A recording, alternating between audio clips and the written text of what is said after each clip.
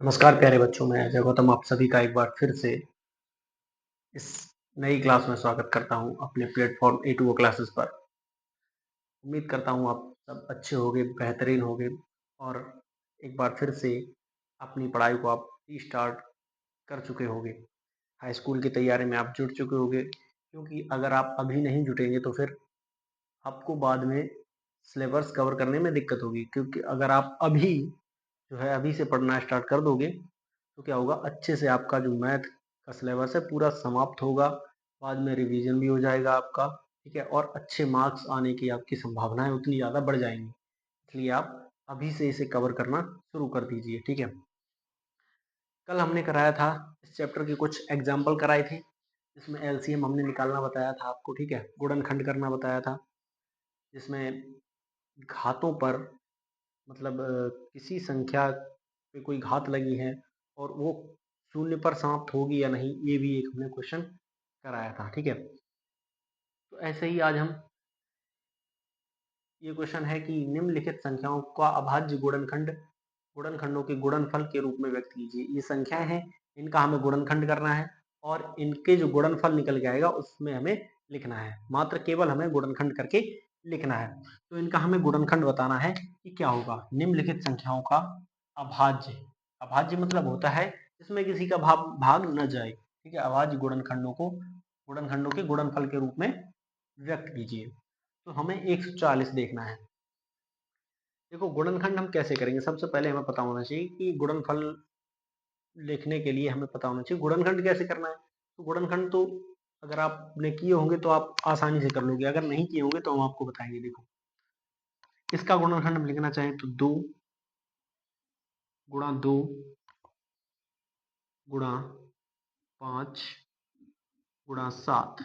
ठीक है, देखो अगर हम करना चाहें तो 2 दूनी 4, 4 पंजे 20 और 20 सत्ते 140 हो जाएगा। ठीक है, 20 सत्ते 140 आ जाएगा आपका। ठीक है, फिर आगे हम देखें अगर तो 156 है। आगे कितना है, आगे कितना है हमारा 156 है। अगर हम इसकी बात करें, इसे कैसे हम निकालें, अगर हम डायरेक्ट नल लिखना जाने तो उसे हम निकालें कैसे, तो हम आपको बताएंगे। देखो, 140 है। ठीक है, 140 इस प्रकार से हमने गुणनखंड किए होंगे, आपने भी कई बार किए होंगे गुणनखंड, तो इसी प्रकार से हम इसे लिख लेंगे और फिर सबसे छोटी से छोटी संख्या से हम भाग देंगे। सबसे छोटी से छोटी जो संख्या है तो वो क्या है, 2। वैसे तो 1 है, लेकिन 1 से अगर हम इसमें भाग देंगे तो 140 बार ही जाएगा, कोई मतलब निकलने वाला है नहीं, कुछ मकसद हल नहीं होगा। ठीक है, तो हम 2 से भाग देंगे अगर जाएगा तो, 2 से नहीं जाएगा तो 3 से देंगे। सबसे पहले 2 से देखते हैं, 2 से चला जाएगा। ठीक है, इसमें देखो, अगर इकाई अंक 2, 4, 6, 8 और 0 हो तो उसमें 2 का भाग चला जाएगा। हमेशा ध्यान रखना, इकाई अंक कितना हो, 2, 4, 6, 8 या 0 हो तो 2 से भाग चला जाएगा। तो इसमें इकाई अंक 0 है तो 2 से भाग चला जाएगा। हम देंगे 1 में जाएगा नहीं तो 2 सत्ते 14, 7 बार जाएगा और 0 हम एज इट इज लिख देंगे। ठीक है, 0 एज इट इज लिख देंगे। उसके बाद फिर हमें 2 से देना है, क्योंकि 0 आया, फिर 2 से चला जाएगा। ठीक है, तो 2 से जाएगा कितनी बार, 2 तियां 6, 3 बार गया, बचा 1, 1 इधर पहुंच गया, 10 हो गया, 2 पंजे 10, कितना आया, 35 आया। ठीक है, कितना आया, 35। ठीक है, 35 आया, 35 आया। आपको अभी इशू होगा आवाज का, अब नहीं होगा। ठीक है, 35 आया। अब क्या, हम 3 से भाग देंगे। देखो, 3 से चला जाएगा, 3 से चला जाएगा, नहीं जाएगा, 5 से जाएगा। ठीक है, तो 5 से हम देंगे भाग, 5 सत्ते 35। अब 7 आया, 7 में किसी का भाग नहीं जाएगा क्योंकि अभाज्य संख्या है, इसलिए हम 7 से ही भाग देंगे। तो 7 एकम 7। तो मैंने इसे कैसे लिख दिया, 2 गुणा 2 गुणा 5 गुणा 7 करके इसे हमने लिख दिया। अगर और थोड़ा इसे सॉल्व करके हम लिखना चाहें तो हम कैसे लिखेंगे। देखो, इसे हम हटा दें, इसे और हम सॉल्व करके लिखना चाहें तो कैसे लिखेंगे, तो हम घात बना के लिख देंगे। जैसे 2 की घात कितनी हो जाएगी, 2, 2 की घात कितनी हो जाएगी, 2 गुणा मतलब इंटू 5 इंटू 7। ठीक है, इस प्रकार से हम इसे लिख सकते हैं। ठीक है, बाद में अगर एलसीएम एचसीएफ पूछा जाए तो वो भी हम निकाल सकते हैं, बट इसमें पूछा नहीं है तो ऐसे ही हमें कोई दिक्कत नहीं अभी नहीं निकालना होगा, अगले सवालों में हम उसे भी निकालेंगे। ठीक है, आगे आया 156। 156, अब 156 का भी हमें निकालना होगा। तो 156 अगर हम ऐसे ही निकालें तो कितना हो जाएगा, 2 गुणा 2 से कटेगा तो 156 कितनी बार जाएगा, 50, 28, 78 बार। ठीक है, 78 दूनी 156 हो जाएगा। फिर उसके बाद जाएगा,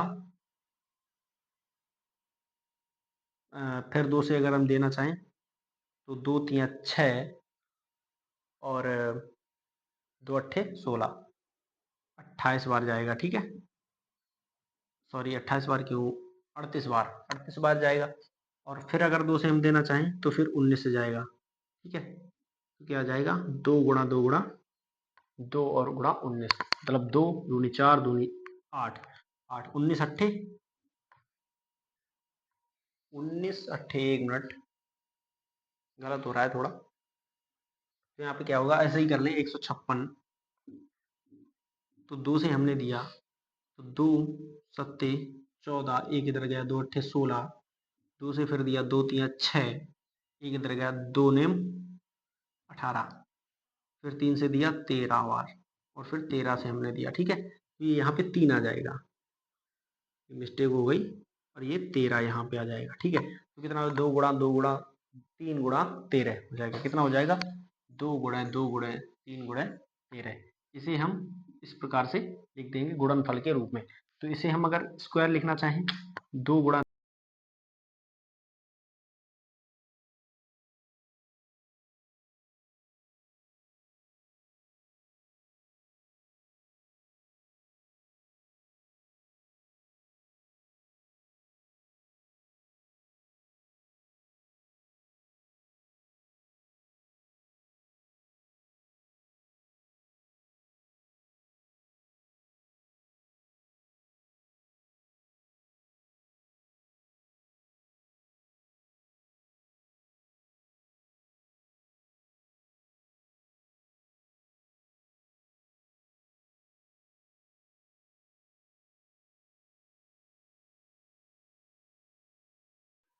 देखो अगला क्या है, ये क्वेश्चन है कि पूर्णांकों के निम्नलिखित युग्मों के HCF क्या निकालने हैं, HCF और LCM ज्ञात कीजिए तथा इसकी जांच कीजिए कि दो संख्याओं का गुणनफल बराबर HCF गुणा LCM है या नहीं। ठीक है, इसकी हमें जांच करनी होगी।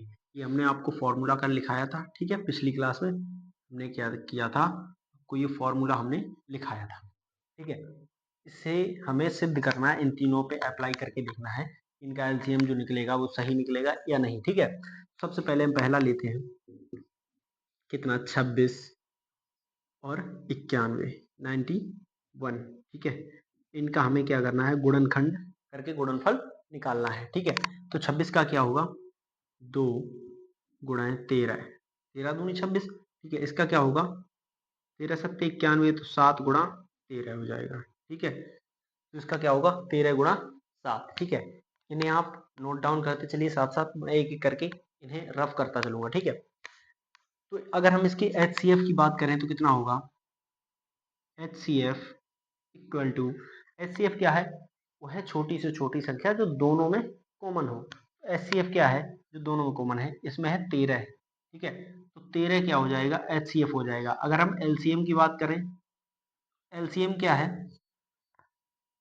वह संख्या जो इन दोनों का गुणज हो, वह छोटी से छोटी संख्या जो इन दोनों संख्याओं का गुणज हो। वो कैसे निकलेगा, देखो हमने बताया था तुम्हें, हमने कहा था सबसे पहले जो कॉमन है उसे लिख लें, तो कॉमन वाले को लिख लिया, फिर जो कॉमन नहीं है उन्हें भी हम लिख लें, तो 2 को भी 7 को भी लिख लिया, तो 2 इंटू 7। ठीक है, तो बाद में क्या आएगा निकल के, 13 दूनी 26, या फिर 13 सत्ते 91, 91 दूनी कितने हो जाएगा, 182।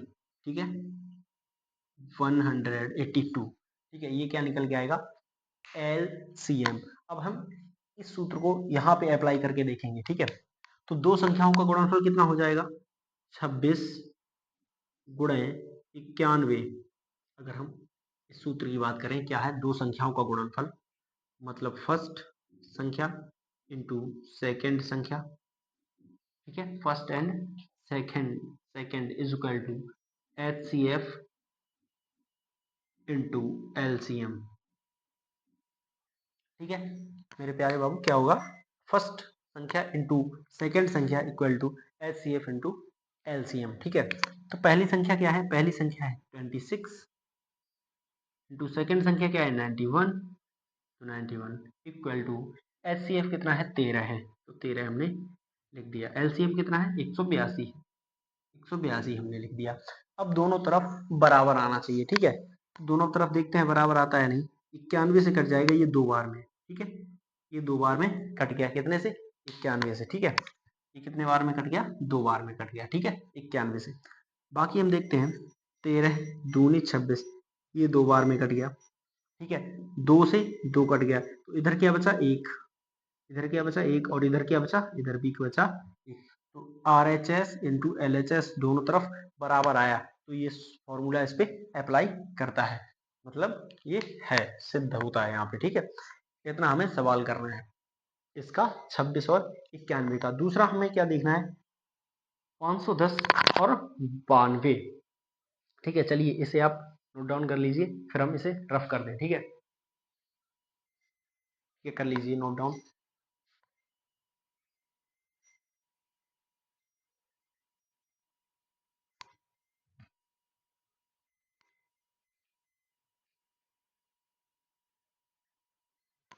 आप वीडियो स्किप करके इसे लिख लीजिए, अभी मैं इसे रफ कर देता हूँ। ठीक है,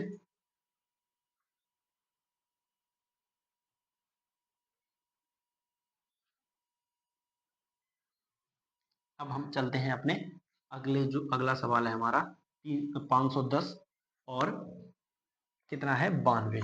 ठीक है, 510 और 92। तो दूसरा सवाल हम लिखते हैं 510 और कितना है 92। तो इनका हम अगर देखें तो हम गुणनखंड, सबसे पहले गुणनखंड करके इनका गुणनफल लिखेंगे। तो हम अगर गुणनखंड तुम्हें करना आते हैं तो कर लो, वैसे डायरेक्ट अगर लिखना चाहो तो डायरेक्ट लिखो।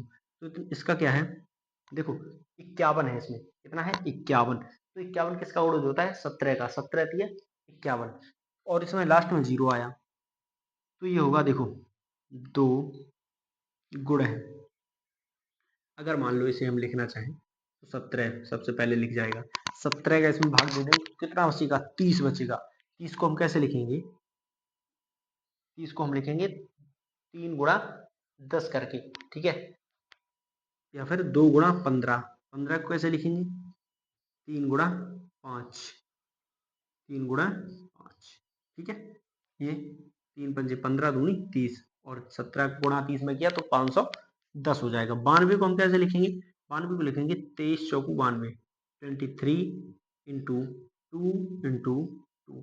इस प्रकार से हम इनका गुणनफल लिख लेंगे गुणनखंड करके। ठीक है, उसके बाद अगर हम देखें HCF तो कितना होगा, HCF और LCM इन दोनों को अगर हम देखें तो कितना हो जाएगा। तो HCF की अगर हम बात करें तो कितना होगा, दोनों में कॉमन होना चाहिए। HCF कौन संख्या होती है जो दोनों में कॉमन होती है, तो दोनों में कॉमन कितना है दो, यहाँ पे दो कॉमन है और यहाँ पे भी दो कॉमन है, मतलब एक बार कॉमन है कौन सा, दो। ठीक है, HCF हो गया दो, और कुछ कॉमन है, तीन कॉमन नहीं है, 17 कॉमन नहीं है, 5 कॉमन नहीं है, केवल दो कॉमन है एक बार। ठीक है, अब इसमें क्या हम करेंगे, एलसीएम के लिए दो तो कॉमन है वो हमने लिख लिया। ठीक है, एक बार हमने लिख लिया दो कॉमन है, फिर एक बार नहीं कॉमन है वो भी लिख लिया। ठीक है, नहीं कॉमन है वो भी लिख लिया, फिर हम क्या करेंगे, फिर लिखेंगे हम, ये भी लिख लिया हमने। अब लिखेंगे 3 गुणा 5, ये 3 गुणा 5, फिर लिखेंगे हम 23 गुणा 17, 23 गुणा 17। तो ये क्या निकला, एलसीएम हमारा निकला। ठीक है, ये निकला हमारा एलसीएम। अगर हम एलसीएम को गुणज करके लिखना चाहें तो कितना हो जाएगा, दो दूनी 4, और देखो दो दूनी 4, 4 23 चौकू 92 हो जाएगा। यहाँ पे 92 इंटू, इंटू अगर मैं 3 पंजे 15, 15 और 17 का गुणज, 15 गुणे 17, तो 92 इंटू 17 पना 85, 5 हासिल 8, 17 एकम 17, 17 8 25,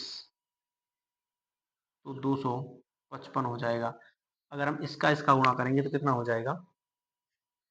बाकी आप गुणा करके लिखो या ना लिखो, कोई दिक्कत नहीं, इतना लिखा रहने दो, ठीक है, इतना हम लिख सकते हैं। आगे हम आप इसका गुणा कर लेना, कोई दिक्कत नहीं है, ठीक है। आगे क्या देखेंगे? आगे हम वही सूत्र अप्लाई करेंगे, दो संख्याओं का गुणनफल, मतलब फर्स्ट एंड सेकंड संख्या equal to LCM into HCF. पहली संख्या कितनी थी? पहली संख्या कितनी थी? 510, 510 इंटू 92 इक्वल टू कितना हो जाएगा? 2 इंटू 92 गुणे 255, 255।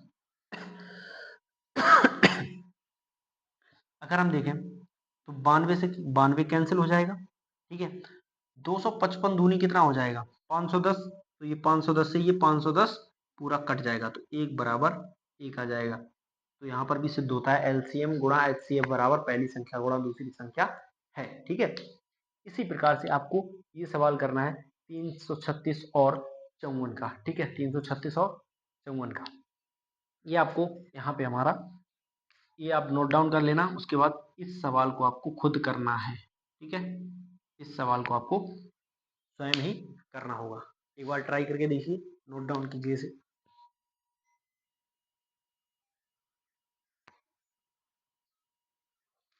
इस सवाल को आप खुद करेंगे, ठीक है। क्या करेंगे मेरे भाई? इसे आप खुद करेंगे। देखो क्या होता है, इतने हमने करा दिए। अगर हम आपसे एक सवाल नहीं करवाएंगे तो क्या होगा? आपका माइंड चलना स्टार्ट नहीं हुआ, और जब तक आपका माइंड चलना स्टार्ट नहीं होगा, पढ़ने से फायदा क्या है? पढ़ने से, ठीक है, तो चलना चाहिए आपका भी माइंड। इनका दोनों का गुणनखंड कीजिए, उसके बाद गुणनफल लिखिए, उसके बाद एलसीएम निकालिए, फिर एचसीएफ निकालिए, और फिर ये फॉर्मूला आप अप्लाई करना, पहली संख्या गुणा दूसरी संख्या बराबर एचसीएफ गुणा एलसीएम वाला, ठीक है। ये अगर सिद्ध होता है तो मतलब आपका एलसीएम और एचसीएफ आपने सही निकाला। अगर ये सिद्ध नहीं होता है तो आपने एलसीएम और एचसीएफ सही नहीं निकाला है, ठीक है। इसे आप ज्ञात कीजिए। सबसे पहले आप इसे नोट कीजिए, उसके बाद 336 इंटू 54 को आप चेक कीजिए।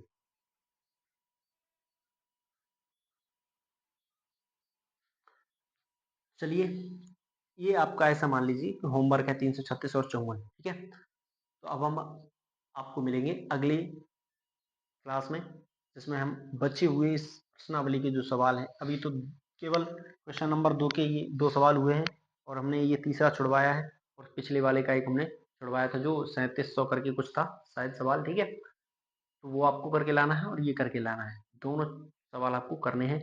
और आप एक भी सवाल छोड़ना नहीं है, आपको सारे सवाल करने हैं, ठीक है। एक भी सवाल ऐसा नहीं है जो एग्जाम ओरिएंटेड ना हो। इसमें हम एक एक सवाल आपको चुनिंदा पढ़ा रहे हैं जो एग्जाम में बिल्कुल आने योग्य है, ठीक है, बिल्कुल जो आपके एग्जाम के पर्पज से मोस्ट इंपॉर्टेंट है वही क्वेश्चन हम आपको करा रहे हैं। और बुक में भी ज़्यादा एक्स्ट्रा नहीं दिए हुए हैं, केवल थोड़े ही सवाल दिए हुए हैं, इसलिए सारे सवाल हमें करने हैं। इससे हमें परहेज नहीं करना है कि हमें ये सवाल छोड़ना है, ठीक है। तो मिलते हैं हम अगली वीडियो में। अगर आपने अभी तक हमारी चैनल को सब्सक्राइब नहीं किया है तो कृपया करके सब्सक्राइब कर लें, और दोस्तों के साथ हमारे इस चैनल को, हमारी इस वीडियो को आप शेयर ज़रूर करें, ठीक है, ताकि आप वो भी दोस्त भी आपके देख सकें इस वीडियो को। और ये मैथ में आपको जीरो से हीरो बनाने तक का पढ़ाऊंगा, ठीक है, कोई दिक्कत नहीं होगी आपको, बिल्कुल आपको शांति से पढ़ना है। और मिलते हैं फिर हम अगली वीडियो में, तब तक के लिए जय हिंद।